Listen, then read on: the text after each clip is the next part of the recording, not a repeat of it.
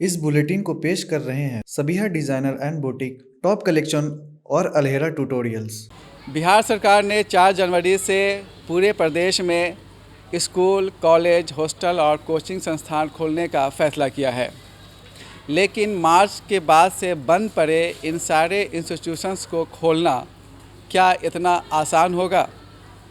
इस सवाल का जवाब तलाश करने के लिए हम स्कूलों और कॉलेज का दौरा करेंगे, वहाँ के लोगों से बात करेंगे कि वो किस तरह से स्टूडेंट्स को अपने यहाँ शिक्षा देंगे। इसके अलावा कोरोना गाइडलाइंस के नाम पर जो सरकार ने बहुत सी बंदिशें लगा रखी हैं, उसको ध्यान में रखते हुए वो किस तरह से अपने यहाँ इंतज़ाम बच्चों को सुरक्षा प्रदान करेंगे।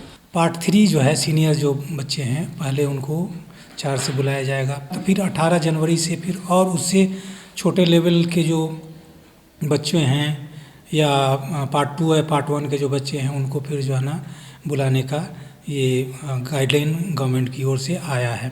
तो जाहिर सी बात है हम लोग सरकार के जो भी गवर्नमेंट या हुकूमत की जो भी गाइडलाइंस है उससे बंधे हुए हैं। रही बात क्लास इंगेज करने की, तो हम लोग भी कोशिश करेंगे कि बच्चों को विदाउट मास्क एंट्री ना दें, मास्क के साथ बच्चे आएँ, थोड़ा सा डिस्टेंस कम से कम बना करके रखें।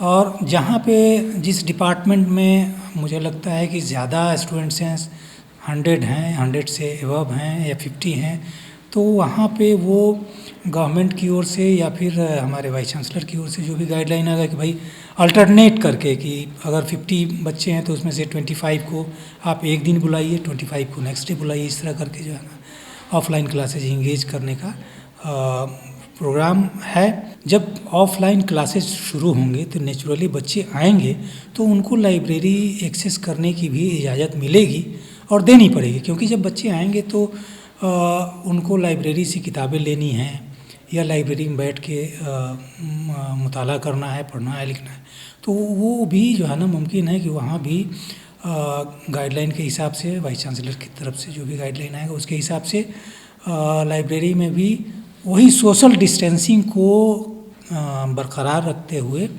और उनको लाइब्रेरी में बैठने की इजाज़त मिलेगी या किताबें उनको मिलेंगी, किताबें जमा करने की सहूलतें दी जाएंगी।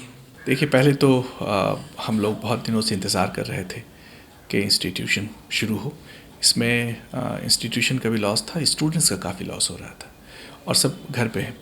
तो 4 तारीख से जब शुरू होगा, पहले तो हम लोग जो गाइडलाइंस है उसको फॉलो करेंगे, स्ट्रिक्टली फॉलो करेंगे। जितने स्टूडेंट्स हैं उसको कॉल करेंगे और ये तय है कि सारे स्टूडेंट्स तो वापस नहीं आएंगे।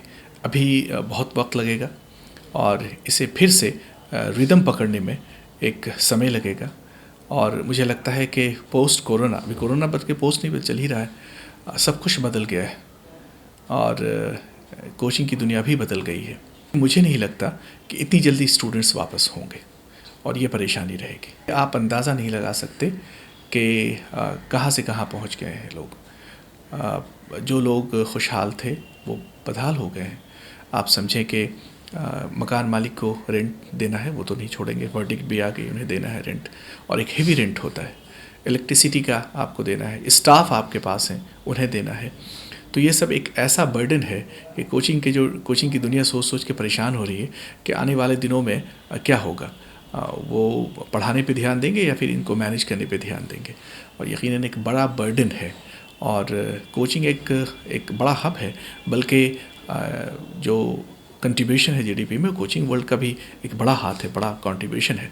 तो गवर्नमेंट से मेरी अपील होगी कि कोचिंग वर्ल्ड के लिए भी एक पैकेज ज़रूर लेकर आना चाहिए। और ये मांग है, बल्कि हम टीचर्स ये मांग करते हैं कि गवर्नमेंट इस मामले को संजीदगी से ले। देखिए, चैलेंजिंग है। कोरोना के माहौल में बच्चों की हिफाजत हम लोग की पहली जिम्मेदारी है।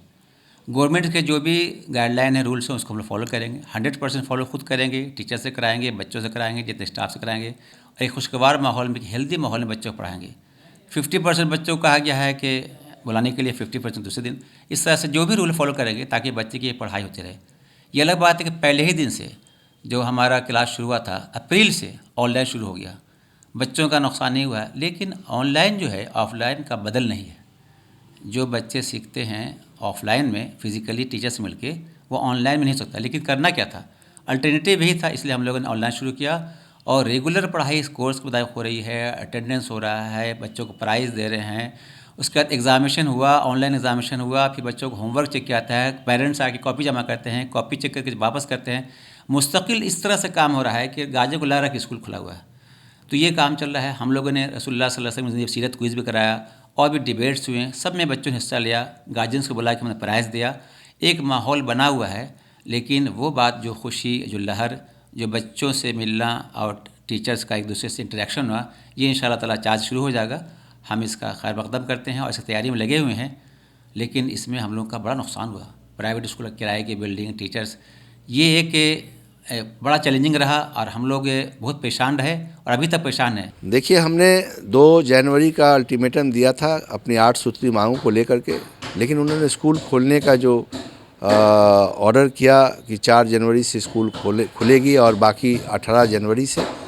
तो मैंने अपने साथियों से बात किया है कि एक मौका इनको और दिया जाए और हमारी जो बाकी मांगे हैं, अगर वो इन 18 तारीख से पहले अगर ये नहीं पूरा करते हैं तो फिर बाध्य होकर के फिर उस आंदोलन की तरफ हम लोगों को जाना पड़ेगा और मैं पूरे पटना का घेराव करवाऊंगा।